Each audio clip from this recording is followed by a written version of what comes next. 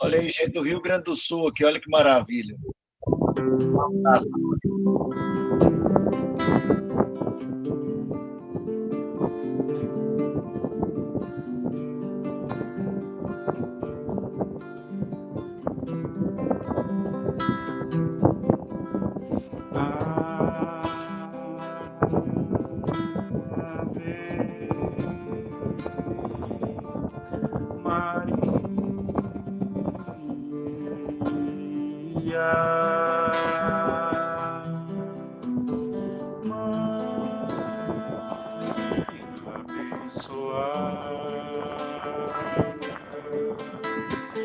Virgem Imaculada,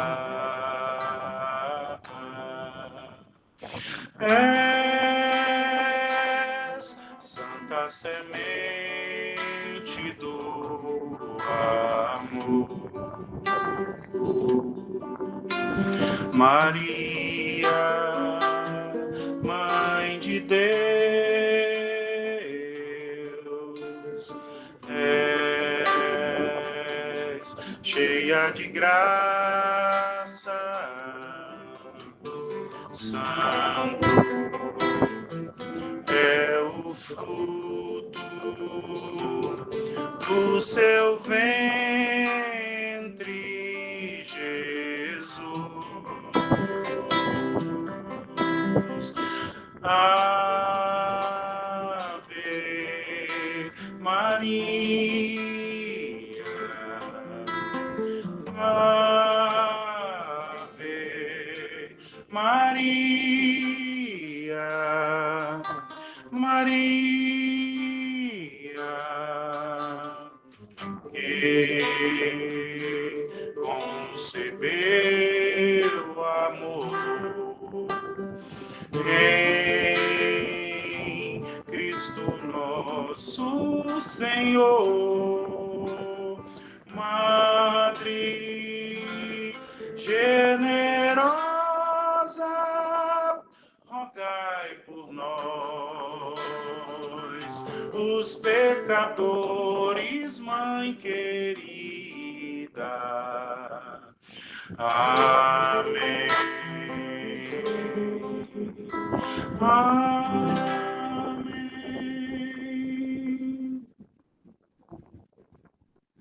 Obrigada, Marcos. Que coisa bonita, Marcos. Muito obrigado. Lindo, né? Marcos está falando da Bahia, Otaviano. Olha só, de qual cidade, Marcos? Salvador, capital. Durante uns 4 anos eu fui aí para Salvador, assim, umas 4 vezes por ano para dar aula de acupuntura no bairro de Brotas, de um grande amigo chamado Sérgio Meca. Sou muito Eu fiz tratamento de acupuntura com Jorge Becker. Que bacana, olha aí, ó. Tive paralisia facial e fiz tratamento de acupuntura. Jorge Becker é um fisioterapeuta bem conhecido. E o meu primo é um fisioterapeuta também. Eu acho que hoje ele é quiroprata, se não me engano. Robson Neves. É o meu primo. Que bacana. Foi minha primeira formação em fisioterapia. E realmente é muito bom. Do Rio Grande do Sul, Salvador. Então, assim, peço licença para entrar no lar de vocês agora. Né? Para quem não me conhece, meu nome é Otaviano.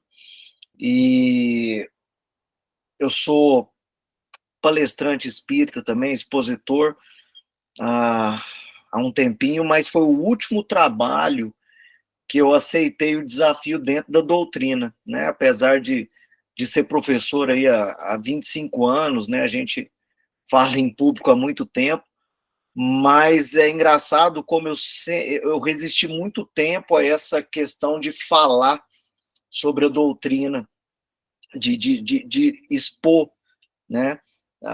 Falas sobre a doutrina espírita ou sobre qualquer religião, porque, como talvez alguns aqui, a minha formação também foi dentro da Igreja Católica, por isso essas músicas me emocionam muito, né? Minha mãe, ministra da Eucaristia, eu fiz primeira comunhão, enfim, crisma, né? Fui muito dedicado, mas grande parte das respostas que eu precisava acabei encontrando na doutrina espírita, mas que não que não exclui, né, na verdade, nenhuma religião.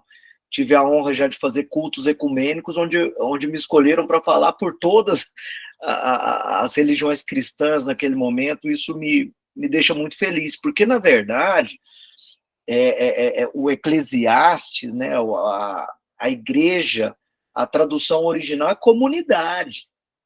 Ninguém estava nos primórdios do cristianismo, igreja não era um templo de pedra. Não foi essa a proposta original. A proposta original é justamente essa que nós estamos buscando exercer ou exercitar da maneira com que preferirem aqui hoje, né? É a verdadeira fraternidade cristã. Porque nós podemos divergir, às vezes, no caminho que nós estamos traçando para chegar até essa comunhão com o Pai, mas o objetivo é o mesmo, não é? E eu costumo dizer que o culto do evangelho no lar é, com certeza, a principal medicação que nós temos que buscar e utilizar. Então, muitas vezes nós procuramos, né, a Igreja Católica, o culto evangélico, ou as palestras espíritas, enfim, buscando cura para os nossos males físicos, para os males da nossa alma, mas, como médico também, psiquiatra, o que eu vejo muito, como médico em geral, mas dentro da psiquiatria isso é muito evidente, né? Muitas vezes nós não fazemos da nossa parte, não é? Então a gente busca um milagre, eu chamo de síndrome do super-homem, né? Nós sempre esperamos que um super-herói ou algo, um medicamento, uma oração vai nos salvar, né? E não. Existe uma parte que é do Pai, existe uma parte que é nossa, né? E o culto do Evangelho no lar é uma semente para que essas modificações possam começar a ocorrer e expandir para os nossos familiares. Uma outra observação que eu faço, e é onde eu quero, a Keila propôs que nós falássemos um pouco sobre a importância da prece, né? Onde eu vou chegar. Mas o grande apelo que eu faço para mim mesmo, em primeiro lugar, e para todos vocês, e isso tem movido muito da minha busca, muito dos meus estudos e muito da minha prática, é trazer o evangelho para o nosso dia a dia. Então, acho que a principal prece que eu quero hoje compartilhar com vocês é pedir para que esses ensinamentos que a gente busca, que a gente compartilha, sejam realmente introjetados em nossos corações. O que é introjetar? Não sei se tem psicólogos, psicanalistas aqui. Introjetar é quando aquilo se torna algo nosso realmente. Sai da esfera da mente, da racionalização e passa a fazer parte também do nosso coração, né? Passa a fazer parte das nossas atitudes mais primárias, inconscientes, né? E isso é muito importante. E quando a gente fala em evangelho, eu acho que uma outra coisa que nós temos que uma coisa que está muito enraizada, muito cristalizada na maioria de nós, é que evangelho não é um conjunto de letras, de palavra, não é a Bíblia. O que está lá na Bíblia é biografia. Ali são histórias, né? No caso do evangelho, nem foi Jesus que escreveu, né? Foram alguns que conviveram com eles, outros nem conviveram com eles, que escreveram o evangelho. Então, o evangelho não é um conjunto de palavras. Evangelho é o quê? A boa nova. Evangelho é a vida do Cristo. Porque ele não falou que ia carregar a nossa cruz, ele falou que era para a gente pegar a nossa cruz e segui-lo. Ou seja, a medicação que a gente tanto busca, a mudança que a gente tanto busca, já está conosco. Mas nós precisamos caminhar. Então, eu trouxe para vocês aqui algumas palavras, alguns textos, e o principal eu tirei de um livro que eu gosto muito para fazer o Evangelho no Lar, que é o Caminho, Verdade e Vida. Porque o próprio título do livro, ele já traz para nós o que é. Caminho está vindo antes de verdade e antes de vida. Ou seja, é através do caminho que nós chegamos à verdade que buscamos e podemos viver a vida em plenitude que buscamos. Então, por isso que eu comecei falando da questão das palestras. Por que eu resisti tanto em ter essa responsabilidade de falar em público sobre Jesus, sobre religião, enfim? Porque eu sou muito uma personalidade até um pouco anancástica, alguns traços, né? Eu me cobro muito. Então eu falava, como é que eu vou falar para pessoas se eu não consigo ser exemplo? E aí eu lembro até de uma história do Gandhi, que eu gosto muito, né, do Mahatma Gandhi, que diz que ele dava orientações e as pessoas faziam fila para obter as orientações do Gandhi, e um belo dia chegou uma senhora com um menino custoso, e virou para ele e falou assim, Gandhi, né, mestre, fala para o meu filho não comer tanto açúcar, fala que é para ele não comer açúcar. Aí diz que o Gandhi virou para ela e falou assim, não, fala o seguinte, volta daqui uma semana para mim. E disse que ela voltou depois de uma semana, e ele pegou no ombro do menino e falou, menino, para de comer açúcar. Aí a mãe, um pouco intrigada, falou assim, mas por que você não falou isso semana passada para ele? Ele falou assim, porque semana passada eu é que comia muito açúcar. Ou seja, eu acho linda essa história, porque eu ficava imaginando como é que eu vou falar, né, para fazer uma determinada coisa, ou vou falar sobre o mestre, o nosso grande guia e modelo, se eu não sou exemplo. E aí eu aprendi que todos nós aqui somos companheiros de caminhada. E aqueles que nos criticam são grandes anjos em nossas vidas, né? Porque conseguem apontar aquilo que nós, provavelmente, estamos realmente precisando mudar.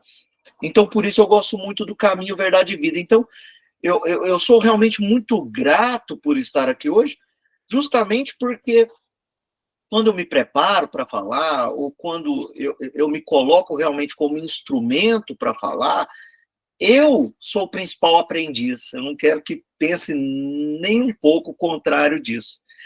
E aí eu vou trazer para vocês justamente a introdução desse livro, né?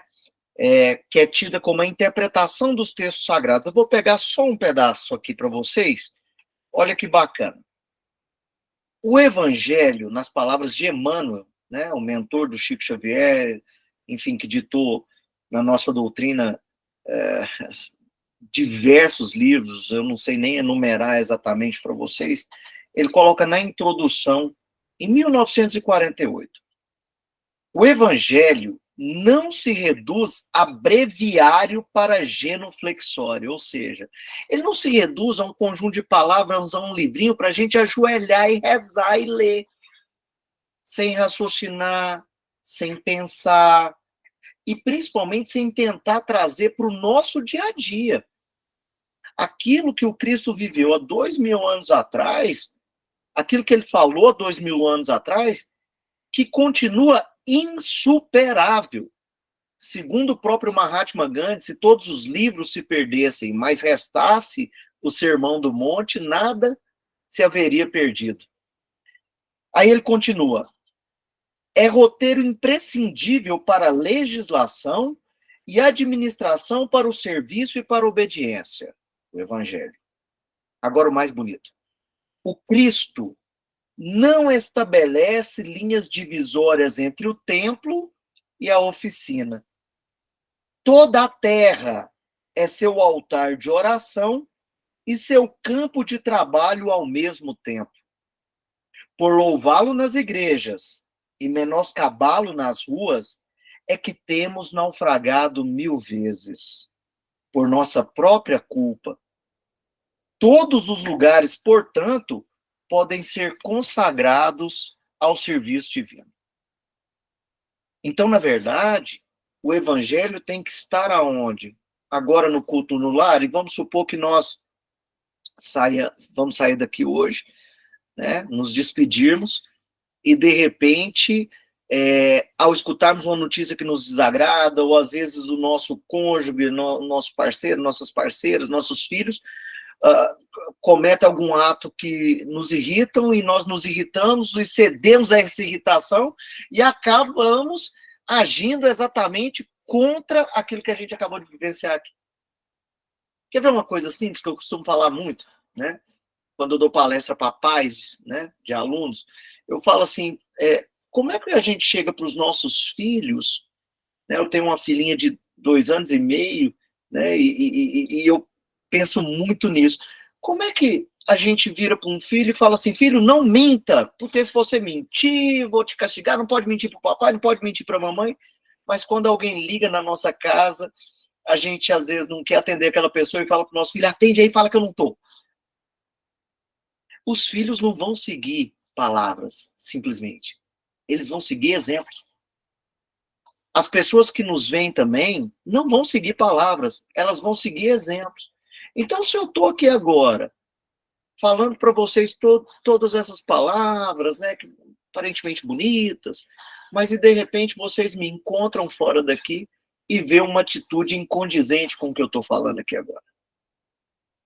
Como eu falei, eu me coloco aqui como um companheiro de caminhada, né? Eu espero que vocês apontem para mim esses erros para que eu possa realmente crescer, para que eu possa realmente melhorar. Então, o evangelho é esse exercício diário. A gente, durante muito tempo, e tem pessoas que ainda acreditam nisso, e tem todo o nosso respeito, apesar de divergirmos nessa opinião, mas muitas pessoas acham que precisam se isolar para se iluminar. Durante muito tempo, né, para quem acredita nas reencarnações, nós fizemos isso. Como monges, né? Não, vamos procurar nos isolar para iluminar. Não! Jesus não se isolou em hora nenhuma, muito pelo contrário.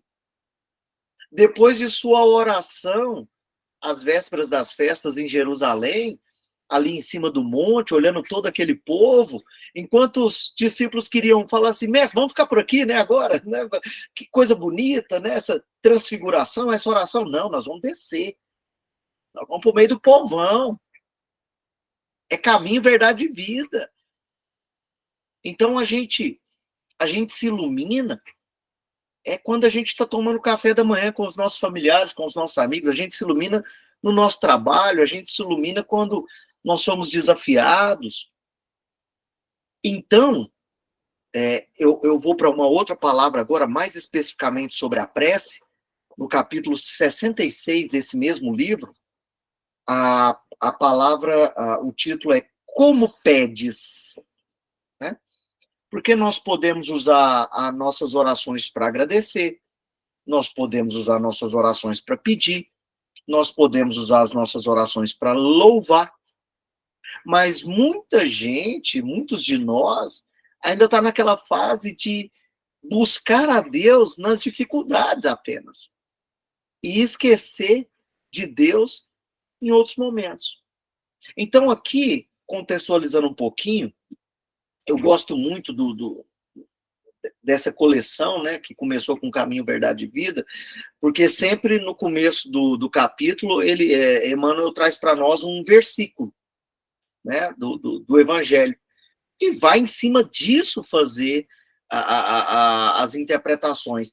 E até na introdução, eu não li para vocês, e convido vocês a um dia lerem essa introdução, ele fala que seria um colar de pérolas, né? Cada pérola tem o seu valor individual, mas o colar, né, todo o conjunto, o valor é muito maior. Então, cada um de nós aqui é uma pérolazinha, né, em um colar, cada um com o seu valor individual, e esse compartilhamento de ideia, de informações, de experiências, o valor dele é inestimável, né?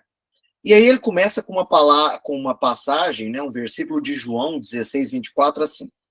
Até agora, nada pedistes em meu nome. Pedi e recebereis, para que o vosso gozo se cumpra. E muitos de nós, em muitas religiões que a gente traz de forma muitas vezes deturpada, deturpa muito isso aqui, né? Distorce muito isso aqui. Existe uma parte dos nossos irmãos cristãos que tem uma espécie de teologia da prosperidade. É como se as coisas estão dando certo na minha vida, é porque Deus está comigo. Se não, é porque eu me desviei de Deus. A segunda parte tem um quê de verdade importante, mas não quer dizer que Deus me abandonou.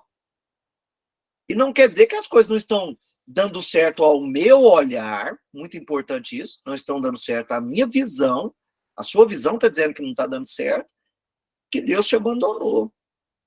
Então, essa reflexão é muito importante. Como pedistes? Porque ele diz que tudo que pedir em meu nome, você obterá. E tem um livro muito bacana que é Entre a Terra e o Céu, olha o título, né? Um livro de outro autor espiritual que na doutrina espírita a gente tem muito como referência, que é André Luiz, e o primeiro capítulo chama Em Torno da Prece. E o mentor, né, o orientador espiritual, ele diz o seguinte: toda prece é manancial de poder. Todo desejo encontra um meio de chegar até você. Só que, mais uma vez, quando fala isso, muitos de nós já distorcemos como desejos físicos, desejos materiais. E quando nós pedimos, nós estamos pedindo em nome de Jesus ou em nosso nome? Em nome das nossas vaidades? Em nome dos nossos desejos mais materiais? E como estamos pedindo? Porque Jesus, na cruz, ele pediu, mas disse: não seja feita a minha vontade, seja feito a do Pai. Então é muito importante que nós tenhamos essa sensibilidade. Uma coisa que nunca vai nos faltar se pedirmos, isso está no Evangelho segundo o Espiritismo, também no capítulo Pedi e obtereis, buscai e achareis, é que nós precisamos aprender a pedir uma coisa que nos falta muito nos momentos de tribulação: coragem. Coragem. Coragem. Então nós precisamos, para enfrentar os desafios do nosso dia a dia, esperança, coragem, resiliência. Eu costumo dizer que nossos pais fizeram o melhor que puderam por nós, nos ensinaram, né, a cuidar do nosso físico, mas poucos de nós, não porque também não sabia onde que a gente aprende isso, né, se a gente não buscar, mas a nossa higienização espiritual, a nossa higienização mental. Como é que se faz isso? Como é que nós podemos ensinar isso para os nossos filhos, para os nossos parceiros? Eu acho que fica aí uma grande também reflexão. Como é que nós fazemos a nossa higienização espiritual? Como é que nós levamos essa limpeza para o nosso dia a dia? A gente faz o culto no lar, no Evangelho no Lar, nas terças-feiras, 20h30, e como é que fica isso nos outros dias? Eu estou me dedicando, eu estou lendo, eu estou fazendo da minha parte só hoje, só na terça-feira, ou só quando eu vou para o centro espírita, só quando eu vou para a igreja, só quando eu vou para o culto evangélico? Então, eu acho que, para resumir, eu não sei se eu estou tomando muito tempo, Keila, você falou aí em torno de 30 minutos. Fica à vontade. Mas o que eu queria deixar como reflexão nessa noite é como tornar a nossa vida uma oração. Como é que a gente lida em cada hora do nosso dia? Onde está a nossa mente nesse momento? Eu consigo trazer o Evangelho, ou seja, esses exemplos de Jesus, os estudos que nós fazemos para o nosso dia a dia? Então, finalizando a nossa fala e abrindo até, não sei se podemos fazer isso, Keila, se alguém quiser participar, se alguém quiser comentar, fazer algum questionamento, né? Eu quero pedir, né, em oração, para que nós possamos estar de ouvidos abertos, de olhos bem abertos, para que nós possamos enxergar as dádivas que nós pedimos em oração. Porque muitos de nós também esperamos que vai vir uma iluminação, que vai vir simplesmente um bom espírito sentar a gente aqui e falar assim, meu filho, você tem que fazer isso. Não vai ser dessa forma. Porque se assim fosse, qual que seria o nosso papel na obra divina? Então, quando eu peço alguma coisa, eu tenho que estar de olhos e ouvidos bem abertos, porque pode ser que seja o funcionário do meu prédio aqui agora, quando eu for descer para buscar alguma encomenda, que vai puxar alguma conversa, vai dizer alguma coisa, uma pessoa muitas vezes inesperada, que vai vir com aquela resposta que eu estou buscando. Porque Deus utiliza de cada um de nós para poder concluir a sua obra. E a prece, na verdade, é um grande exercício para que podemos exercitar e desenvolver os nossos desejos. Como assim, Otaviano? Sim. Se você pede alguma coisa e recebe inicialmente um não, a reflexão é como estou pedindo e o que eu estou pedindo. É o meu desejo ou o desejo do Pai? E se você pede e obtém, também é uma lição. Então, uma grande educação dos nossos desejos. É um pouquinho nesses poucos minutos que eu queria compartilhar com vocês. E deixo aqui com a Keila para conduzir, para orientar, para não sei muito bem como é que funciona, e estou de coração aberto aqui com vocês. Pode ficar à vontade, se você quiser falar mais, viu, Taviana? Acho que está todo mundo gostando muito. É uma boa palestra, né? A gente sempre quer bis, né? A gente sempre quer mais, né? O que você falou é maravilhoso, né? Essa questão da gente pedir, entender o que a gente está pedindo e entender a vontade de Deus, né? Nem sempre a gente consegue entender e se frustra, né? Fica cabisbaixo, mas às vezes o que eu quero para mim não é o melhor para mim, né? É assim que a gente deve buscar essa aceitação. A prece, né? Os benefícios da prece. Se as pessoas entendessem e conseguissem de fato colocar assim, gente, a prece não é apenas uma prece, a prece é a prece, né? É maravilhoso a prece. Ju, eu acho que a Juliana falou alguma coisa. Ela falou que o psiquiatra tem que dar mais palestra, tem que falar mais. É mesmo, viu, Otaviano? E Juliana, assim, no meu caso, eu deixei a cirurgia plástica, né? Não sei se vocês sabem, eu sou cirurgião antes, e comecei a residência de cirurgia plástica e ali, ó, né? Deixei a cirurgia plástica, muita gente me indaga, né? Assim, como assim, né? Porque a plástica talvez uma das áreas da medicina mais glamurosas, né? Onde você tem ali. Mas eu não estava, e é uma ótima profissão realmente, e eu gostava de operar, e gostava do centro cirúrgico e tudo, mas eu não estava feliz ali, pleno ali, né? E nas minhas buscas eu pedi muito, Deus, me mostra onde eu tenho que estar dentro da medicina, porque eu fiz medicina por ideal, então eu me entrego completamente. E aí, demorou um tempo, assim, eu sempre gostei da mente humana, desse desafio, dentro da doutrina, e busquei, fiz uma pós antes de entrar na residência, que eu estou finalizando agora, daqui pouco mais de 2 meses, mas uma coisa que me coloca muito e me deixa muito feliz dentro dessa área que eu escolhi é o seguinte: não importa o trabalho que você desenvolva, importa o que o trabalho modifica em você. Então, a psiquiatria me modifica todos os dias. Todos os dias. Dentre as histórias mais singelas até as mais trágicas, e aqui eu digo que a gente já viu muita coisa, e o que isso traz de aprendizado para mim e o que eu posso fazer com isso, né?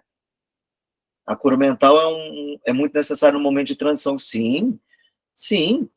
E aí tudo foi se encaixando, né?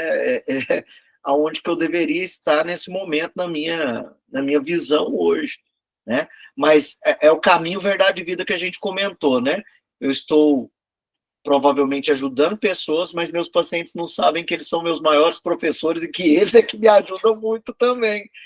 Então, quando você estiver depressivo, passando por momentos difíceis, pensa nisso também, ajuda alguém. Ah, não dou conta, porque a gente sempre está esperando estar pleno para fazer o trabalho. Você nunca vai estar pronto. Nós nunca vamos estar prontos 100% para desenvolver nenhum trabalho. A gente está sempre aprendendo. Poxa, eu também sou perito do Tribunal de Justiça aqui, e eu vejo tanto que aquele trabalho também me modifica, me ajuda, né? Porque a gente tem que se despir dos julgamentos. Já pensou tanto que isso é difícil? Vocês fazem esse exercício? Porque não adianta, eu peço desculpa se eu estou falando para algum anjo que eu não estou sabendo, peço perdão, eu só posso falar por mim, mas o que acontece? O tempo todo a gente está julgando os outros, às vezes sem nem perceber, criticando, e para desenvolver, né, qualquer área que seja nas nossas vidas, a gente tem que despir dos julgamentos, né? E a psiquiatria me ajuda nisso também, né? E a perícia médica me ajuda nisso, a me despir dos julgamentos. Não é? Então, eu agradeço muito a Deus a oportunidade. É desafiador, não é fácil. A gente também entra, né? Vamos falar no linguajar, como a gente entra em parafuso muitas vezes. Mas quando a gente respira e vê que Deus já colocou para nós as medicações são esses livros. As medicações são nossos encontros e até os desencontros. As medicações são os amigos, as medicações são as orações. O problema é que a gente não está usando, ou não está usando da forma adequada na maioria das vezes. E eu digo a gente mesmo, porque eu também tenho meus momentos de vacilo, e toda vez que eu vacilo, eu vou perceber que foi uma construção. Não é? Não foi do dia para a noite só, não. Uma série de decisões diárias, esquecer de fazer oração, deixar a vida me levar, né? Assim, desculpa, Zeca Pagodinho, eu gosto mais de você, né? Eu gosto, mas essa música é só pra gente cantar e desabafar um pouco, mas não é deixar a vida me levar assim também, não. A gente tem que fazer da nossa parte, viu, Zeca Pagodinho? Deixa eu ver aqui, Juliana. Se eu não ajudasse, eu já teria sucumbido, exatamente. Além das tarjas pretas, o auxílio ao próximo é um dos melhores para mim, com certeza. A medicação, eu tenho uma visão assim, uma visão particular minha, claro, particular embasada em muitas leituras, muitos estudos, mas o medicamento, a gente tem que usar ele para nos oferecer um pouco de alívio que a gente pediu. E muitas vezes a gente melhora e aí começa a vir, né? Ah, eu sou forte. Quem usa medicamento, né? Parente, vizinho, quem usa medicamento é falta de Deus no coração, é fraqueza, não. A gente deve aproveitar esse momento de lucidez que o medicamento nos traz e aí aproveitar para crescer, continuar na terapia, né? Ver o que nos trouxe até aqui, né? O que aconteceu, o que eu tenho que melhorar. Alguns vão precisar de medicamento para o resto da vida, como a pessoa às vezes não vai enxergar sem o óculos. Mesmo aqueles que fizeram cirurgia um dia volta, né? Enfim, então não vamos entrar nesse debate muitas vezes, mas outras pessoas vão conseguir ficar sem a medicação se conseguirem aproveitar esses momentos. Não quer dizer que quem precisar da medicação mais tempo é porque não conseguiu aproveitar. Né? Não dá para a gente... Eu falo para meus pacientes, o pior é ficar comparando doença. Porque, eu tenho depressão. Nossa, amiga, eu também tenho. Eu tomo esse remédio, mas eu tomo esse outro. Não, peraí. Não dá para comparar. Não dá para comparar. Né? Então, eu costumo falar para meus pacientes, não fica falando para os outros o que você tem, não, porque as pessoas não entendem. A maioria das pessoas não entendem. Então, a gente... E isso, inclusive... Eu estava lendo essa semana, não sei em qual livro, que minha casa... aqui no escritório cheio de livros, eu leio às vezes 3 ao mesmo tempo. Então, eu não lembro onde que eu estava lendo, que a gente tem que tomar cuidado com isso, né? No momento de desabafar, a gente de buscar ajuda, a gente também tem que ser certeiro e pedir nas nossas orações aonde que a gente vai buscar essa ajuda. Porque, infelizmente, muita gente, ao invés de ajudar, vai atrapalhar. Né? Vai atrapalhar. E eu costumo dizer também, se tiver algum amigo psicólogo aqui, eu costumo dizer que eu tenho mais medo de um psicólogo ruim do que de um cirurgião ruim. Porque mexeu na cabeça, mexeu com o corpo inteiro, né? E eu digo mais, né? Psicólogo que não está fazendo supervisão, que não está se cuidando também, você corre dele. Eu costumo falar para meus alunos, meus pacientes, pergunta para o seu psiquiatra, pergunta para o seu psicólogo se ele faz análise, se ele se cuida também, porque eu faço análise há 18 anos, né? E até hoje eu busco uma supervisão quando algum paciente mexe comigo, mais do que o habitual, quando eu noto que às vezes nas minhas palavras, será que eu estou falando para o meu paciente ou estou falando para mim? A gente tem que tomar muito cuidado, não é? E às vezes os amigos têm boas intenções, na maioria das vezes eles têm boas intenções, né? Mas a ajuda tem que ser certeira também, né? A gente tem que buscar dessa forma. É verdade.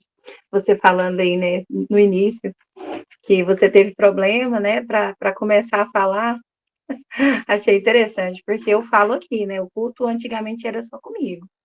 Aí eu trabalho no Batuíra todo domingo, cedo, né, é um trabalho de caridade lá, e eu fui convidada já tem um tempo para falar, para fazer palestra, né? Falei, não, deixa isso para lá. Não, mas você fala lá no culto, por que você não quer falar aqui? Aí entra essa questão aí do julgamento, né? A gente se preocupa muito em, mas eu não, né? Eu não sou assim, eu não sou assado. E eu estava realmente pensando exatamente isso. Falei, gente, eu tenho que ter muito exemplo para estar ali, ainda mais são pessoas que estão num processo ali delicado, né? Até quando eu vou dar o passe, quando eu estou ali, né, tratando através da espiritualidade, eu ainda falo, nossa, será que eu estou tão bem assim mesmo para ir lá, né? É uma questão que a gente se avalia muito, né? Porque essa questão de não ser leve, né? Mas a gente fazer o certo, né? Tentar caminhar no caminho correto, né? Essa questão de quem não erra, né? A questão é a gente não se sentir feliz e não se sentir tranquilo e confortável quando erra, né? Tem um amigo que ele fala assim, assim, mas tem questões, né, que eu falo, gente, eu tenho que aprender porque eu tenho um vício muito feio. Às vezes eu falo palavrão, né? Porque às vezes a pessoa te vê aqui no culto, acha que você é perfeito, né? Às vezes eu falo um palavrão e ele, olha, Keila, o problema não é você falar o palavrão, o problema é você falar e depois ficar tranquila. E você não pensar, nossa, hoje eu falei, né? Então você não tem que ficar confortável na situação, né? Então, assim, a gente está no caminho, né? Está na escola, está buscando melhorar, né? E se preparando, né? Para se sentir melhor, para o espírito estar mais, né? Evoluído, se evoluir, né? Um pouquinho, de pouquinho em pouquinho, mas sem preguiça. É interessante isso, a gente não pode se acomodar, porque tem gente que fala assim, não, eu tenho defeito mesmo, né? Eu gosto de falar de vários pontos de vista, por exemplo, dentro da psicanálise, né? A nossa castração, que seriam as nossas fraquezas, são as nossas melhores amigas. E se você parar para pensar isso, quando você tem a exata medida dos seus defeitos e aceita e fala, não, tá tudo certo, sem comodismo, procurando melhorar, é por aí. E eu gosto muito dos livros do Humberto Campos, ou o Irmão X, né? Porque ele traz muitas palavras de Jesus conversando com os apóstolos, e a gente vê o tanto que os discípulos eram cheios de defeitos que nós temos, né? O Pedro altamente turrão ali, misógino, bravo, né? Mas Deus soube usar a paixão dele, soube usar a energia dele para o bem, e se tornou o pai da igreja, né? Com tantos defeitos ou sombras, né? Então isso me deixa muito feliz, porque, tipo assim, moldou eles, por que nós não podemos ser também moldados?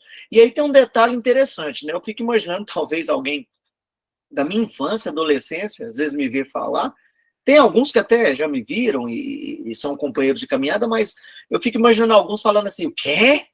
Otaviano, aquele, né? Não sei o quê, que custoso, que fazia tal coisa. Tá certo. Ninguém, né? Heráclito, né? Ninguém banha no mesmo rio duas vezes. Né? E a gente tem que estar. Eu lembrei disso porque tem uma palavra aqui, um texto do Humberto Campos que fala disso, que Pedro, né? um dia alguém foi falar dele pelas costas, falando assim para outra pessoa: peraí, você está acompanhando o Pedro? Aquele que negou Jesus, aquele que não sei o quê, aquele que não sei o quê, aquele que não sei o quê, falando só de defeitos, mas não tinha noção do quanto ele já tinha modificado depois da morte do Cristo, né? Qual foi a caminhada dele, como é que estava essa questão dele. Então a gente vai ser julgado o tempo todo. Isso aí a gente tem que fazer o nosso exercício para não julgar. E eu acho que, caminhando também para a nossa finalização, pegando exatamente isso que você falou, diz que o Bezerra de Menezes, né, doutor Bezerra, estava dando uma palestra no mundo espiritual, e para nós que acreditamos, quando a gente dorme, muitas vezes, se for do nosso merecimento e tudo mais, a gente é convidado, às vezes, a ir lá assistir umas palestrinhas. A gente tá meio bêbado, assim, né, diz que nós ainda, principalmente pela nossa inadvertência, né, nossas, enfim, ainda as nossas tantos defeitos que às vezes não sabemos mesmo higienizar antes de entrar no nosso sono, a gente chega lá meio assim. Aí diz que tinha um espírito desdobrado, né, ou seja, um encarnado que estava lá assistindo essa palestra, estava bravo demais. Virou assim: doutor Bezerra, eu não estou aguentando mais negócio de ser espírita, não. Porque eu sou espírita e vejo os espíritas tudo fazendo trem errado, e eu falo palavrão, e eu meto o pau no povo, e eu critico, e eu sou chato. Tô cansado desse trem. Esse trem, para mim... Aí disse que o doutor Bezerra deu assim, né, pizinho assim, e falou assim: meu irmão, eu concordo com você, porque eu também sou assim, igualzinho você. Aí o cara assustou, falou assim: quê, doutor Bezerra? Como assim? Todos esses sentimentos que você falou aí, de inveja, de vaidade, tudo isso eu tenho. A diferença é que antigamente eu corri em busca disso. Hoje eu corro disso. Então, eu acho que, né, eu acho que dá para a gente finalizar com isso, né? Para que lado nós estamos correndo? Nós estamos correndo na direção das nossas sombras ou na direção contrária delas? Eu acho que fica bacana. É mesmo. O que eu estou fortalecendo, né? O lado sombrio ou o da luz, né? Exatamente. A Ju levantou a mão? Pode falar, Ju. A gente, assim, faz... Então, nós podemos encerrar o nosso culto. Já que a Ju estava falando, Ju, aproveita, faça a nossa prece final.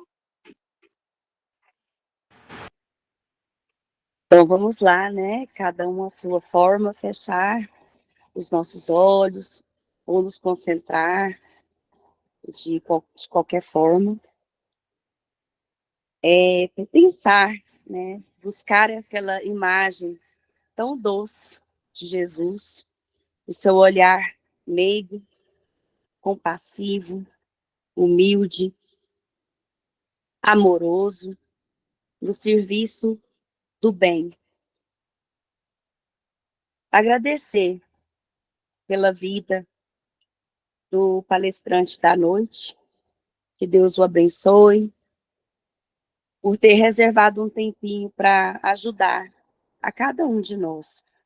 Mais uma vez, peço pela vida da Keila, que com bondade e até algumas ansiedades, abre a sua casa, o seu espaço, para ajudar a todos aqueles que precisam.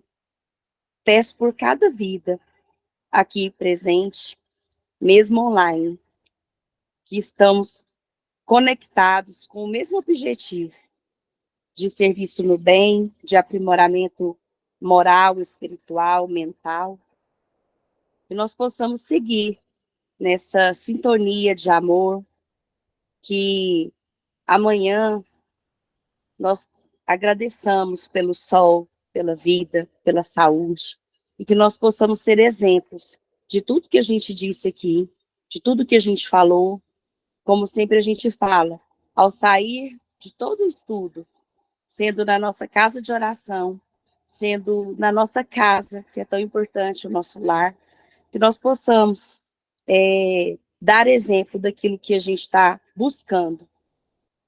E agradecendo também pela fluidificação das águas, pela visita dos nossos entes queridos, que vêm nos visitar com amor, com sentimentos positivos, e que cada irmãozinho que nos acompanha, acabam sendo nossos professores, sejam também abraçados, acolhidos, com muito amor, e que eles possam encontrar a famosa luz e tão bela de Jesus. E que assim seja. Só gratidão por tudo. Que assim seja, né? Tá muito difícil finalizar um culto com a tosse, que eu tô alérgica, gente, me desculpa. Mas, ó, muito obrigada mais uma vez, Otaviane, e obrigada a todos que puderam participar hoje. E aqueles que não puderam, né? É férias aí já. O pessoal às vezes se ausenta, viu, Otaviane? Mas foi muito bacana. Deus abençoe a sua vida, a sua família. Muito obrigada.